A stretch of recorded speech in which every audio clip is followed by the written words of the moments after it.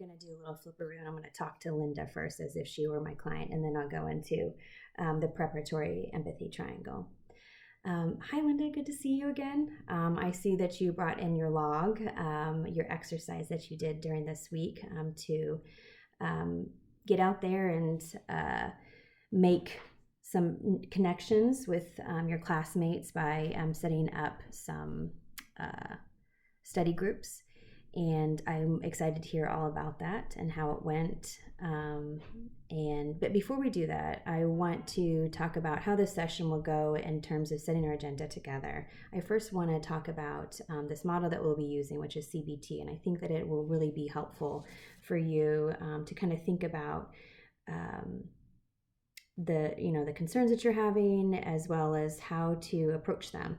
And one of the things in this model is talking about these automatic thoughts that you have, and in your situation you've expressed the fact that you're nervous and you're anxious, and maybe an automatic thought is that you have a fear of rejection and that you will be rejected if you put yourself out there. And then the reaction to that, the behaviors, even the physical symptoms of that and emotional symptoms. So I want to explain that a little bit, and then also work with you along the lines of maybe exploring some more of those automatic thoughts. So if that sounds reasonable to you, and if you have any questions, please let me know. So that would be my next step with Linda in terms of the next session. And then also considering the empathy triangle. It's always important to understand the stage of development with the client. And so with Linda, at her age, she's in the isolation intimacy, which is important specifically in this situation because she is experiencing a little bit of loneliness. So it's right in that understanding of Erickson's theory. I think the researchable aspect,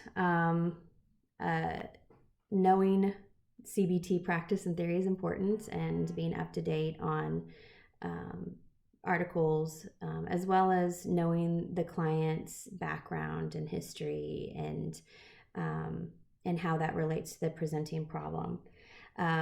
This is clearly in the middle of the stage of service, and thinking about how I tune in before the session, considering how my day has been leading up to that. Do I feel overwhelmed or stressed? Do I have something on my mind that I really haven't attended to?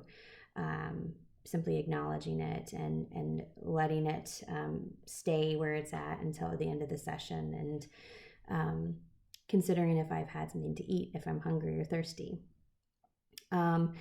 I think it's important to consider a couple of things that would be influencing in terms of like the cultural piece. She's a student, so a couple years ago, we had COVID, we had lockdowns, there was definitely isolation, and how that has affected her, and maybe exploring that. She mentioned that she is part of a church, and so maybe exploring what campus life is like for her, if there is any animosity on campus, that she feels within her spiritual practice, or if that's a system of support for her. And then walking into that session and tuning into the client, simply asking the client, how has your day been? As in, can you tell me a little bit about your day leading up to right now? What has been happening? And then maybe recognizing that we both might need a moment to maybe do some breathing exercises or to center, to prepare for our session. Considering the liberation health model, I think it's right into with social work in general, and systems model, that we do not operate in a vacuum. Our concerns or issues are not solved or caused from ourselves alone. There are other contributing factors within our environment, whether it be cultural, institutions or just personal factors. So keeping that in mind and incorporating that is definitely important as well.